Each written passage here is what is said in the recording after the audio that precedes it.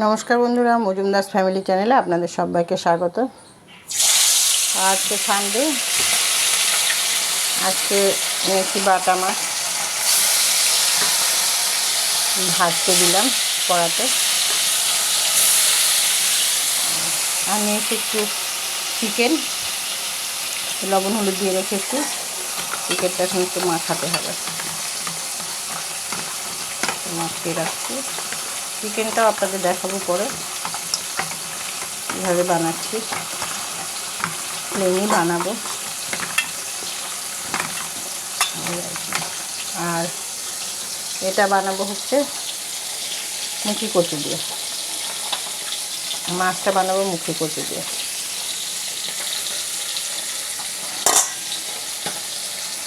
তো আপনারা কে কেমন আছেন? অনেকদিন থেকে ভিডিও বানাচ্ছি না, কারণ ওয়েদারটাও খুব খারাপ, আর বাড়িতে মা অসুস্থ, খুব বেশি অসুস্থ কয়েকদিন থেকে। এতটাই অসুস্থ যে কিছুই করতে পারছি না, মাকে ছেড়ে কোথাও বেরোতেও পারছি না, আর ছাদে গিয়ে যে ভিডিও বানাবো সেটাও পারছি না, সেটাও হচ্ছে না। তো বিশেষ করে আজকে বাটা মাছটা মার জন্য নিলাম। মা বাটা মাছ খেতে চেয়েছে, আর একটু বলছে যে একটু আমি মুখি কচু হয় না, ওটা দিয়ে খাবে। তো ওই কাঁচা লঙ্কা একটু কালো জিরে দেবো, ফোড়ন দেবো, দিয়ে ওটা বানাবো।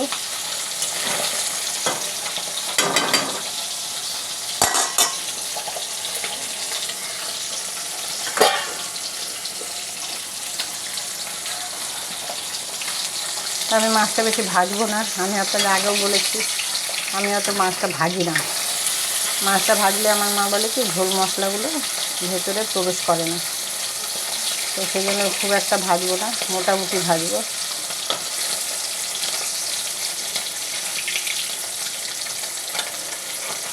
একদমই মা খুবই অসুস্থ, একেবারেই বিছানা, কিছু করতে পারছে না, প্রচণ্ড গ্যাস অম্বল হচ্ছে, কিছু খাচ্ছে না, একদম খাওয়ার রুচি নেই।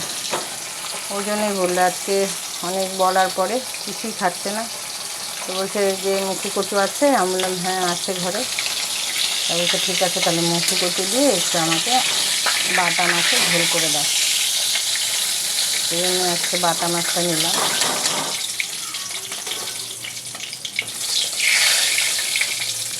জানেন বন্ধুরা, আমার পুষি ক্যাটটা কোথায় যে চলে গেছে।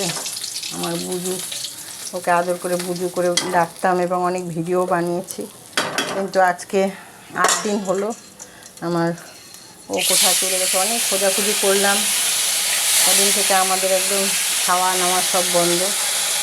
খুব মনটা খারাপ, কারণ ও আমাদের বাড়ির একটা মেম্বার ছিল,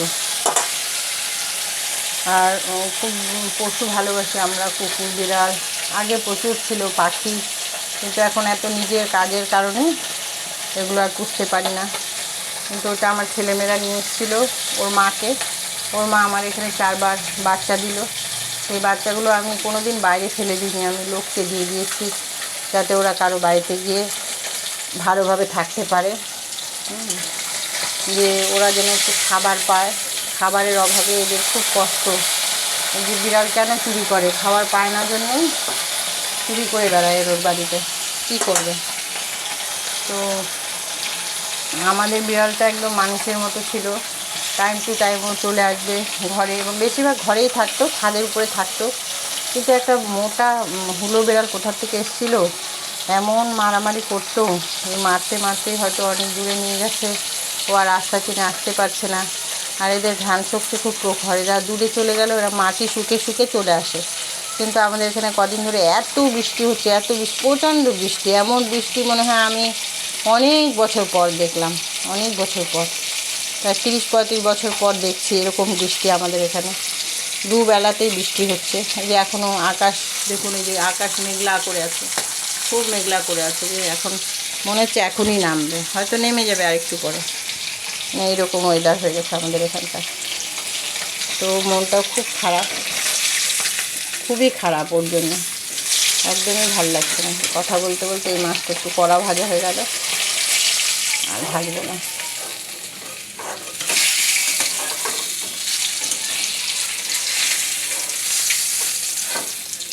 মাছ ভাজা হয়ে গেল। এখন এর মধ্যে দিয়ে দিব একটু কালো জিরে।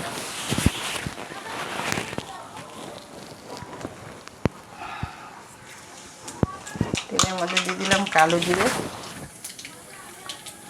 কালো জিরেটা হয়ে গেলে এর মধ্যে দিয়ে দিলাম কাঁচা লঙ্কা। আর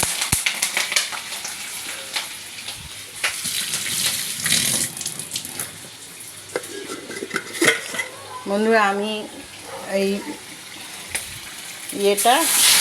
কচুটা একটু ভাপিয়ে রেখেছিলাম, হালকা একটু ভাপিয়ে রেখেছিলাম, এটা দিয়ে দিলাম। কিছুই দেবো না, মশলাটাতে নেব।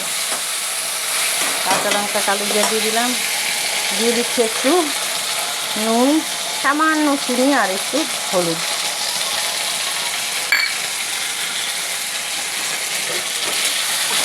নাড়াচাড়া করে একটু ঝোল দিয়ে দেবো।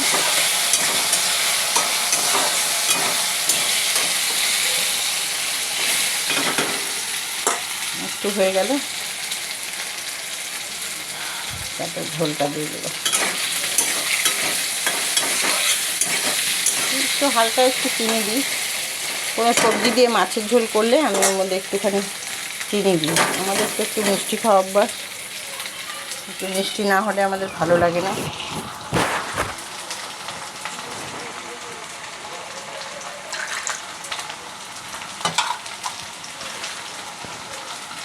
একটু জল দিয়ে দিই, জল দিয়ে দেবো। আমি মাছটা ভেজে রেখেছি। আপনাদের সাথে কথা বলতে বলতে আমি বললাম কড়া ভাজি না, তো এক পাশ একটু কড়া হয়ে গেছে। আগে কোনো অসুবিধা নেই, এটাই করে নেব। আমি একটু কচুরমুখিতে ভাপ দিয়ে রেখেছিলাম হালকা, একটু যখন ফুটে উঠলো, হালকা ফুটে উঠলো, তখনই আমি জলটা ফেলে দিয়ে ওই ফুটো তালাতে জলটা ঝরিয়ে রেখে আর একটু ভালো করে ঠান্ডা জল দিয়ে ধুয়ে নিয়েছিলাম। তাহলে কি একটু এটা তো একটু কচুটা একটু লোদা লোদা হয়, তো একটু ল্যালপা ল্যালপা, তো ওই জিনিসটা চলে যাবে। তো সেই জন্য আমি একটু জল দিয়ে ভালো করে ধুয়ে নিয়েছিলাম ঠান্ডা জল দিয়ে। তো ভাজা হয়ে গেছে বন্ধুরা। এর মধ্যে দিয়ে দিলাম আরও 2টো কাঁচা লঙ্কা আর দিয়ে দিচ্ছি একটু জল। এই জলেই মোটামুটি হয়ে যাবে।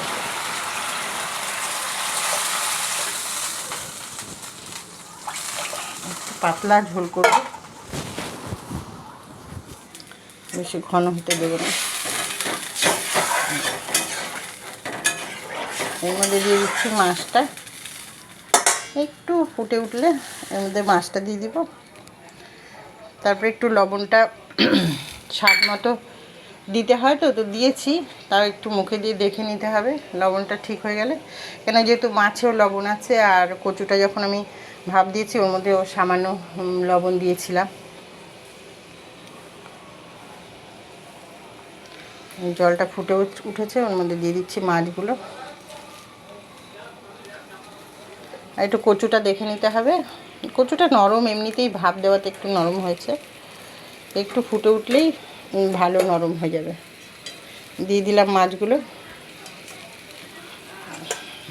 সব দিয়ে দিলাম।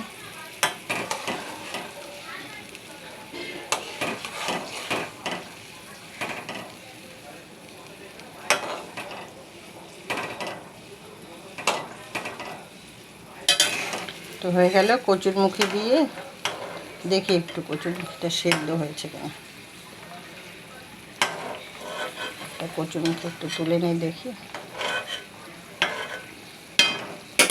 খুন্তি দিয়ে উঠছে না।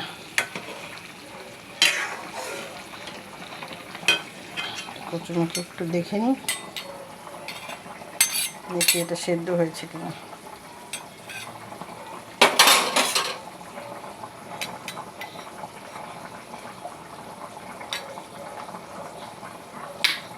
একটু হবে, সেদ্ধ হয়নি। এটা একটু কম আঁচে রেখে দিচ্ছি, একদম কম আঁচে রেখে দিচ্ছি।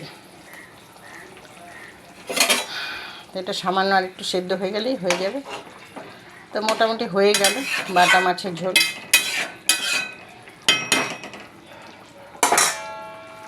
তো আপনারাও এইভাবে যদি খেতে চান, হালকা পাতলা যদি খেতে চান, তাহলে এইভাবে করবেন, কাঁচা লঙ্কা কালো জিরে দিয়ে এইভাবে করবেন। আমি এতে কোনো মশলা দিই না, এটা মশলা দিয়েও করা যায়, এটা আবার জিরে আদা লঙ্কা বাটা দিয়েও অনেকে করে, শুধু কচুটাও করে। শুধু কচুরমুখিটাকে ওই একটু জিরে ফোড়ন দিয়ে, একটু জিরে তেজপাতা ফোড়ন দিয়ে, জিরে আদা আর কাঁচা লঙ্কা,